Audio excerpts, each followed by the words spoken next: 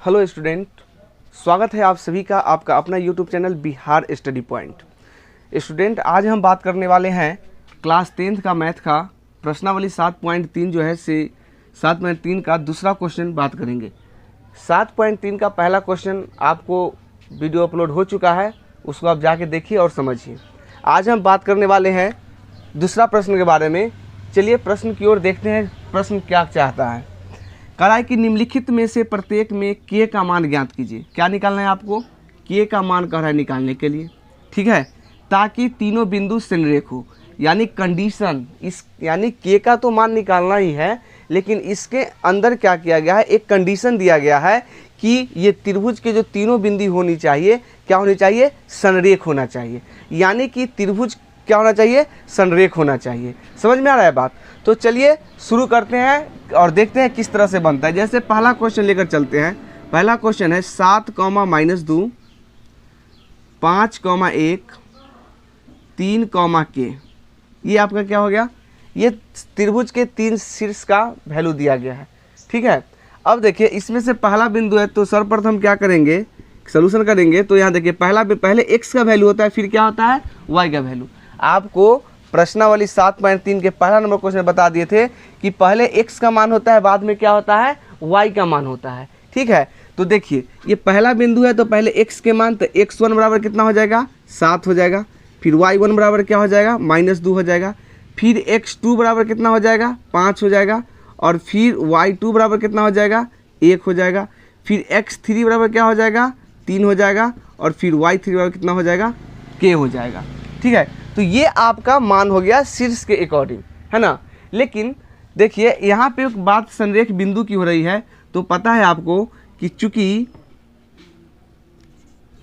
संरेख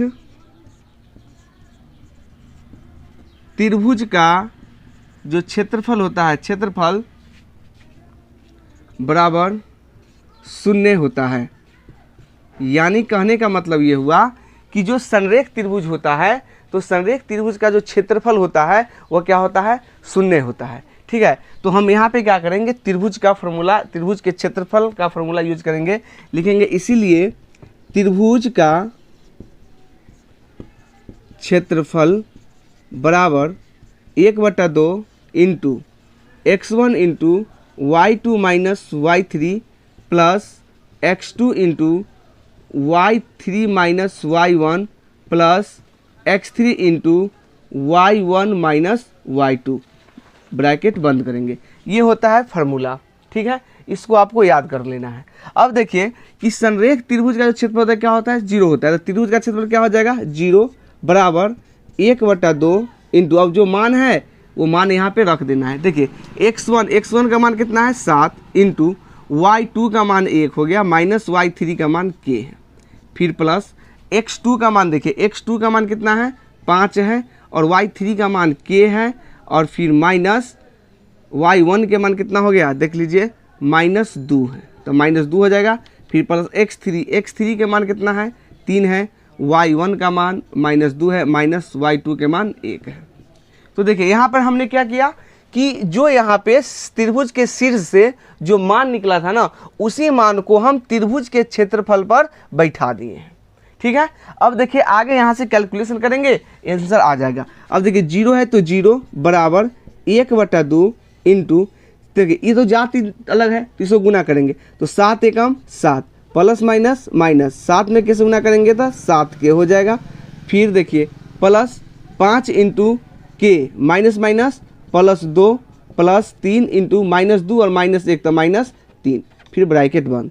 यहाँ आ जाएगा 0 बराबर 1/2 इंटू 7 माइनस 7 के प्लस प्लस प्लस, अब 5 में कैसे करेंगे? तो 5 के और फिर प्लस प्लस प्लस, 5 दूना 10, फिर प्लस माइनस माइनस, 3 तिहाई 9। 0 बराबर 1/2। अब यहाँ पर देखिए जाती है उसको एक साथ, आचरण पद को एक साथ। अब यहाँ पे हो जाएगा कितना? देखिए माइनस में 7 गो के और प्लस में 5 गो के, तो माइनस में 2 के होगा ना।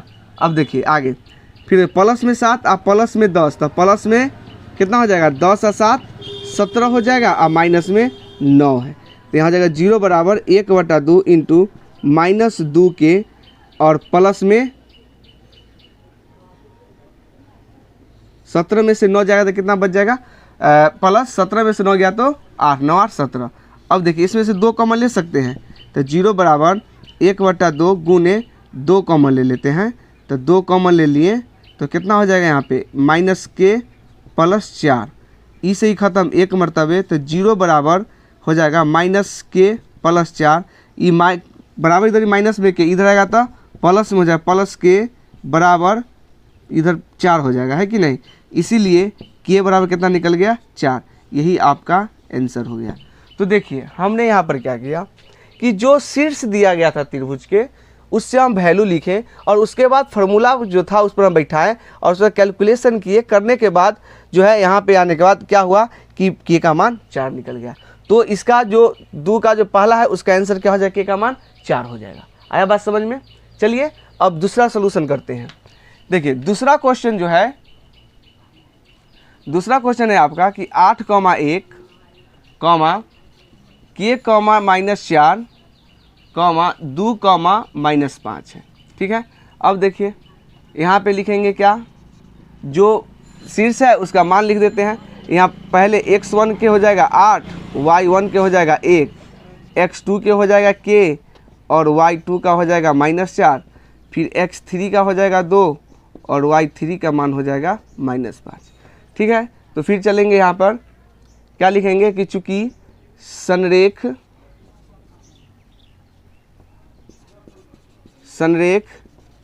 त्रिभुज का क्षेत्रफल 0 होता है, इसीलिए त्रिभुज का क्षेत्रफल बराबर 1/2 into x1 into y2 - y3 plus x2 into y3 minus y1 और x3 into y1 minus y2। ये आपका क्या है, त्रिभुज का क्षेत्रफल का फॉर्मूला आ गया है। ठीक है, अब देखिए यहाँ पर संरेख त्रिभुज का जो क्षेत्रफल होता है वो क्या होता है, 0 होता है। तो यहाँ पर देंगे 0 बराबर 1/2 इंटू, देखिए x1 के मान कितना है 8 इंटू y2 क्या हो गया -4 माइनस y3 के -5 प्लस x2 के मान हो गया k, तो k हो जाएगा इंटू y3 हो गया -5 और माइनस y1 हो गया 1, फिर प्लस x3 के हो गया 2 और y1 हो गया क्या 1 और माइनस y2 हो गया आपका क्या -4। ठीक है, अब फिर आगे सोल्यूशन करेंगे तो 1/2 into 8 into -4 minus plus 1 plus 5 हो जाएगा। फिर देखिए प्लस के इंटू -5 1 -6 हो जाएगा। फिर यहाँ पर 2 इंटू 1 जोड़ 4। ठीक है, फिर यहाँ पर चलेंगे 0 बराबर 1/2 इंटू 8 गुने -4 में से +5 जाए तो कितना बचेगा 1 बचेगा, प्लस माइनस क्या हो जाएगा आपका -6 में के से करेंगे तो 6 के हो जाएगा, फिर प्लस 2 गुने 4 1 5। अब यहाँ पर 0 बराबर 1/2 इंटू 8 × 8 -6 के प्लस 10।